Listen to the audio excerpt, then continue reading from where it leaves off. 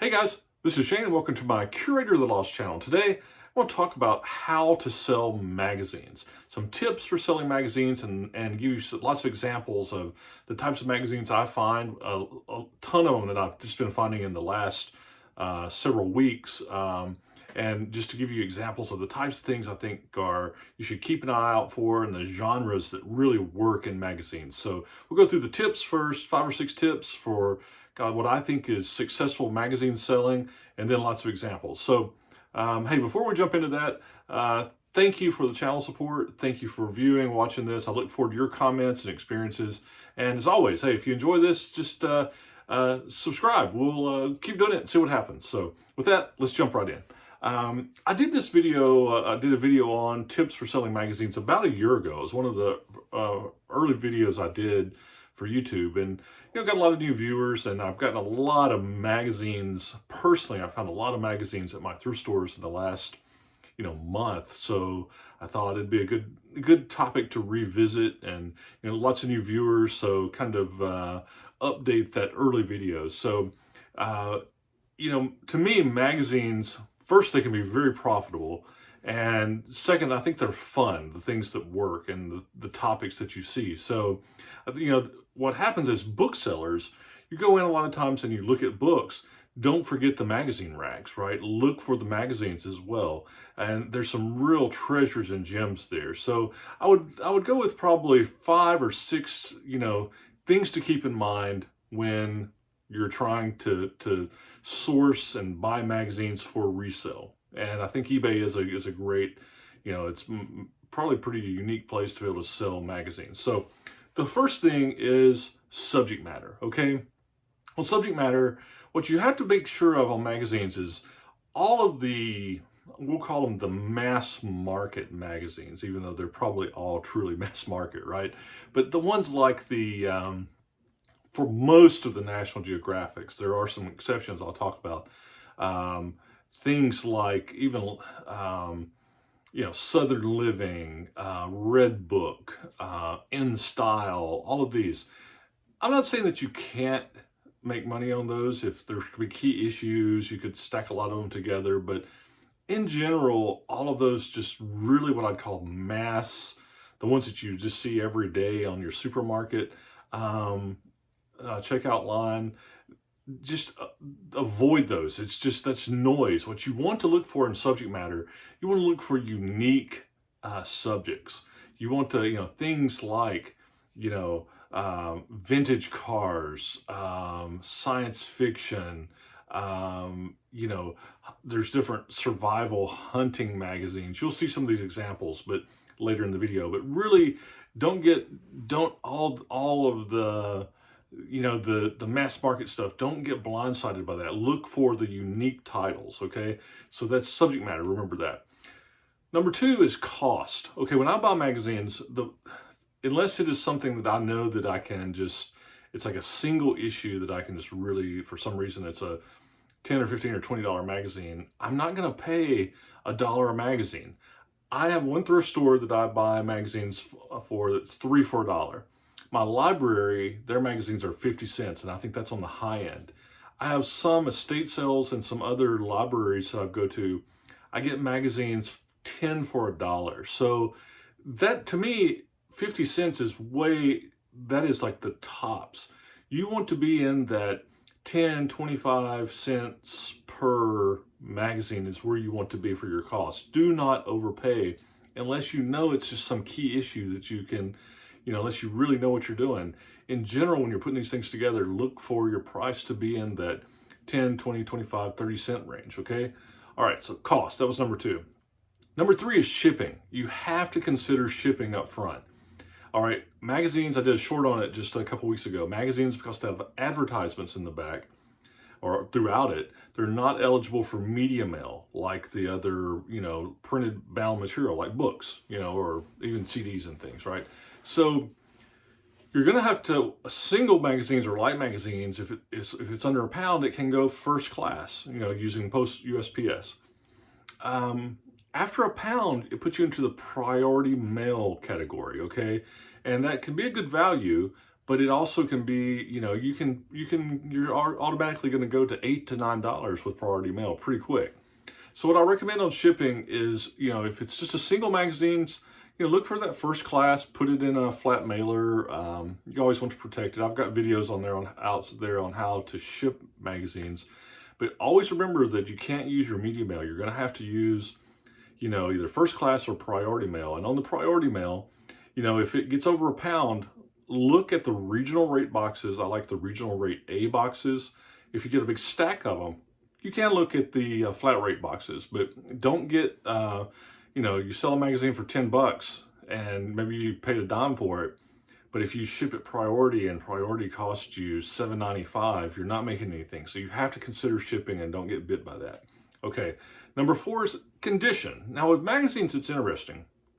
Obviously, the better condition something is, the better off it's going to be, right? But magazines can have, they can have creasing, they can have labels on them, and it doesn't necessarily deter people. Depends on what the magazine is.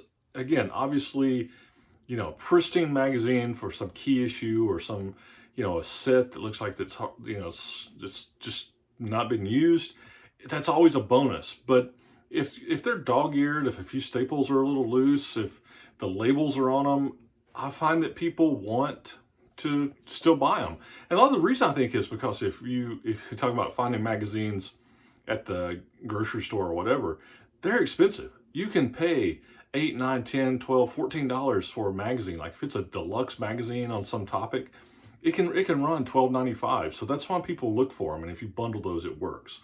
That gets us into the fifth thing is quantity. I will sell single magazines, but often I think the art of magazines is finding a bunch of them, a lot of them. Find them in quantity. That's like if it's a year at a time, that sells really good, or if bundles subject matter. So you can do, like a year subject matter, it could all be about, say, the Titanic or something like that. I say that because I want to give you an example of that. But anyway, it's selling in quantity helps. Now, see that selling in quantity, though, also gets you back to your shipping, because you start selling in quantity and you're going to probably be over £1. And then that gets you into your priority mail, your regional rate boxes, or check out Pirate Ship or something like that. So quantity helps in magazines. All right. So then the final thing is just, you have to learn. You have to learn the genre. The things I'm going to show you next, the examples. Another thing that I do sometimes, is just go to eBay, go to the magazines category, hit sold, and just go through there and see what's been selling. And it's a good way to train your eye on the genre and types of things that will sell. So, all right, so that was it. 5 or 6 tips. We had subject matter, avoid the mass market stuff. Look for cool topics. Cost, don't overpay. If you're paying over 50 cents, you better be careful. You need to be down ideally in that 10, 20, 25 cent range per magazine. Shipping, always remember it's not media mail anymore. Don't get hosed on your shipping.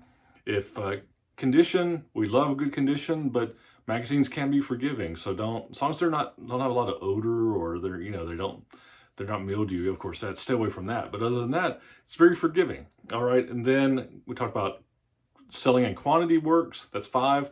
And then just keep learning. Learn videos like this, do research on eBay, get your genres, train your eye. So to that end, let's jump into some things that I've recently bought that I'm going to be listing that works for me.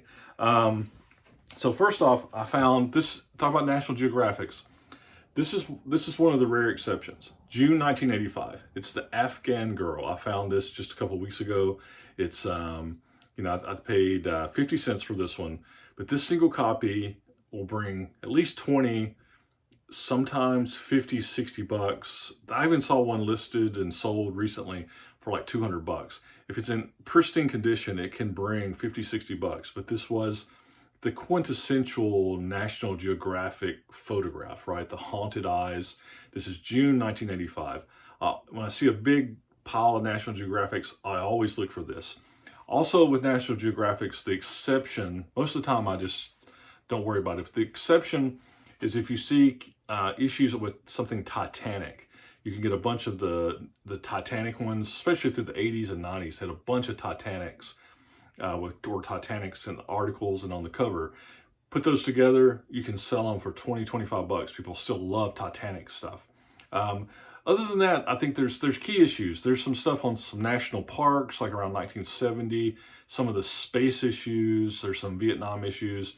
You can do that research on, go into eBay, type National Geographic, and say hit in 1970, and see what key issues will be selling. It's a lot to keep in your mind. To me, it just depends on how much you want to do it, but it doesn't hurt to train your eye on that stuff. But it's the fact of there are some key issues that you can cherry pick, but the number one key issue is June 1985 with the Afghan girl. And then I always look for Titanic's issues, and actually even dinosaur issues. So here's some other examples. Actually, here's some like old treasure and Old West. Here's like true treasure. These are from the 70s, kind of vintage. They sell good. I've got some of those I'm fixing to list. I found a big pile of these for like $5, and these are from the 40s, New York Times Magazine. Now they've got list comps on these. People want to sell them for 30 or 40 bucks each. I don't think I'll be able to get that. They're in little protective sleeves, but they do have a little bit of smell to them. They're definitely, the pages are yellowing, but I think I've got like 10 or 12 of these, all from the 40s. I think I'll just list them all together. I can get probably, I paid $5 for the pile of them. I think I can get 30, 40, 50 bucks for them. So this example of some vintage type things that work. Here's something that these are specials, right? There's all Harry Potter. There's a Newsweek. Here's a Time Magazine special Harry Potter. Here's another special edition Harry Potter. And then the Us collectors that actually has some Harry Potter, but the Fantastic Beast. See, I found these. They were in a $3 for $1 bin, and they're really good. And the prices on these individually are like I said, this has a cover price of $13.99. I can put these 4 Harry Potters together, and I think I can get probably 20 to 25 bucks for these 4 together. So always be thinking about putting things together, put them in lots, that sort of thing. Bella Grace. I just found this yesterday, as a matter of fact. I've sold this magazine before, and whenever I see it, individual copies of this will sell for 15 to 25 bucks. So it's one of these style, good living type magazines. It always sells good. I've sold it in the past, so I saw the title. I just picked it up. I paid 50 cents for it. Here's some that I paid. It was in a $3 for $1. These will also be like ones I'll sell individually. It's like this deluxe magazine on Bella Amore jewelry, that'll sell for 10 to 15. Here's one on kind of a deluxe magazine on this Prims. I guess, I don't really know what a Prim is. Anyway, art of a bygone era, but this is like deluxe magazines that do sell good individually. Look at this one. This was a crazy one. Fantasy Art. Actually has a DVD in it. This one actually had a special price on it. They treated it like it was actually $1.50, but there were several of them. This one though was an Imagine FX. Again, great subject matter, special effects, and this was in the $3 for $1 bin. So, I had bought a bunch of anthologies of this backwoods at home. This is how to live off the grid, farming, hunting, tanning deer hides, all this sort of thing. The anthologies have been selling good, but there were some individual copies. Great subject matter. This kind of stuff always sells.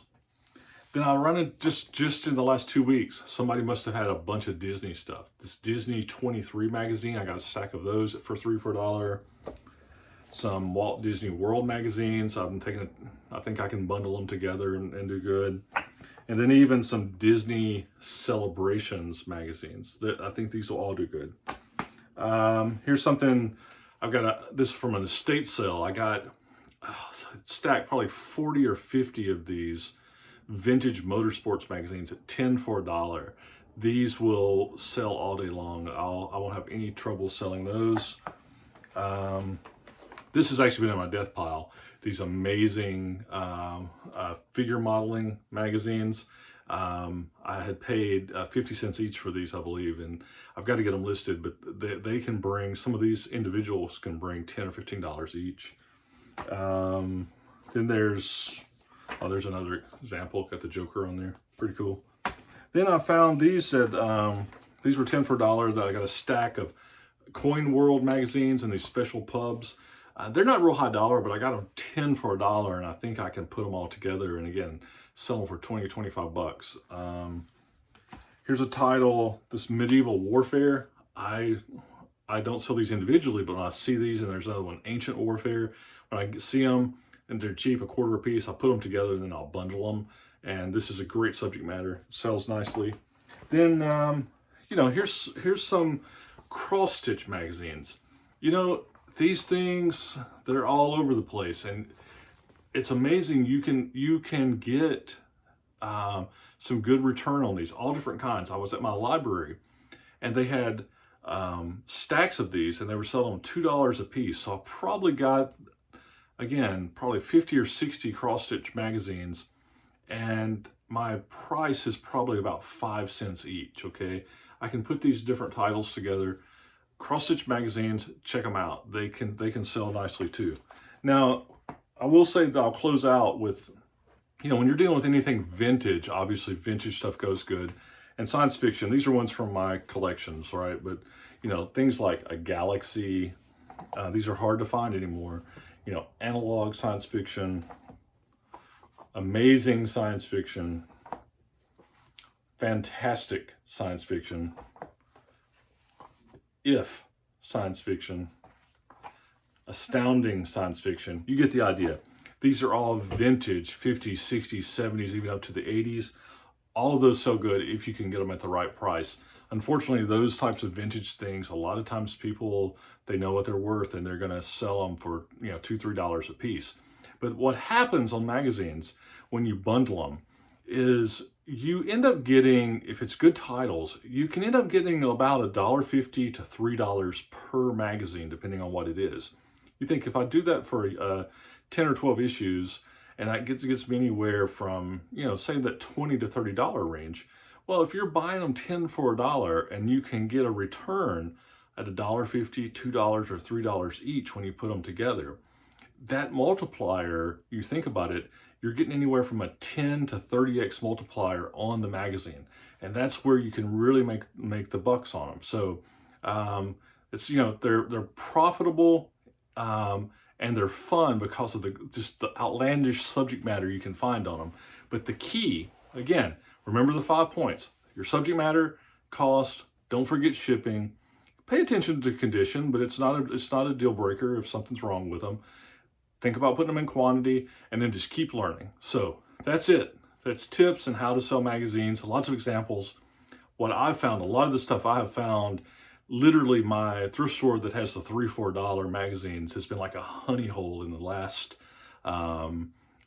month. I've been pulling magazines out of there left and right, and I've got to get busy on listing those too. So anyway, hopefully that helps, gives you some tips, examples, and, you know, hey, see cool, buy cool, and have fun. Again, thanks for the view.